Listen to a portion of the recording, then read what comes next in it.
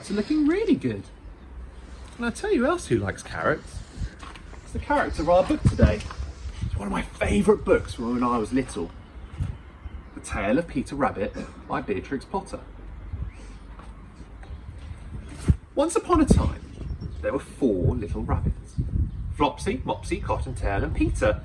And they lived with their mother under the root of a big tree.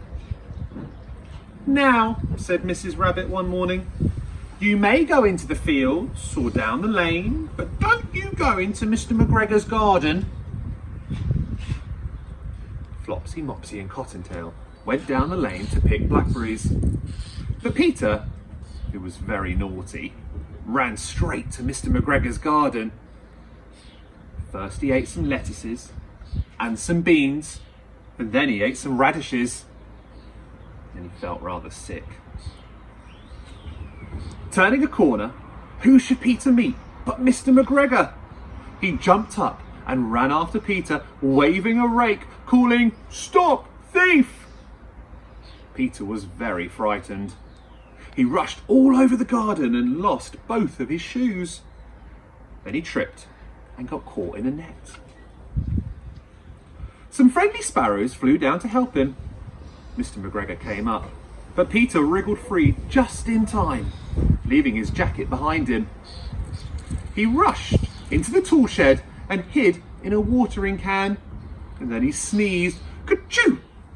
and Mr. McGregor was after him again. Peter leapt out of a window, knocking over 3 plants. The window was too small for Mr. McGregor to get through. Mr. McGregor went back to his work and Peter was alone again, but he was very frightened and he was very lost.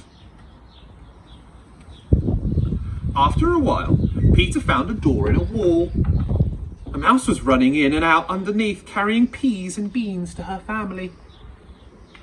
Peter asked her the way to the gate, but she had such a large pea in her mouth, she couldn't answer.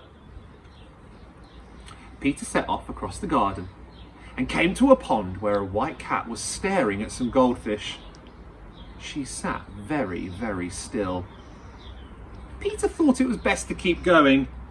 He'd heard some very alarming things about cats.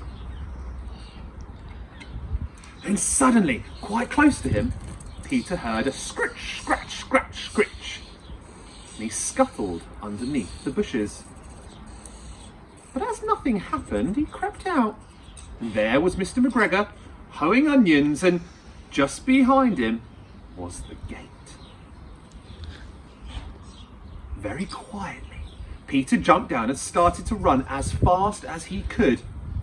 He slipped underneath the gate and was safe at last. Mr. McGregor soon found Peter's blue jacket and shoes. He hung them on his scarecrow to frighten the blackbirds. Peter didn't stop running until he was safely home. He was so tired that he flopped down on the sandy ground and closed his eyes. Poor Peter Rabbit was not very well that evening. Mrs. Rabbit put him to bed and made some chamomile tea to give him. But Flopsy and Mopsy and Cottontail had bread and milk and delicious blackberries for supper. And that's the end. I hope you enjoyed it. I wonder who's going to be reading next week. You'll have to tune in to find out.